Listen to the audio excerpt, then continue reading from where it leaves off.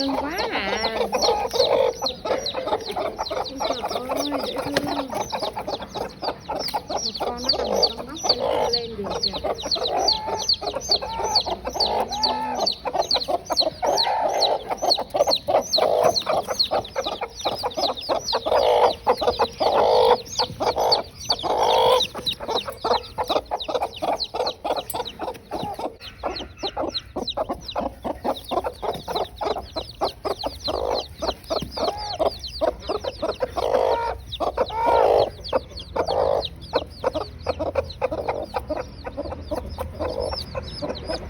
Nó xù lông lên, nó không có cho xem, nó không cho mình xem là được bao nhiêu con.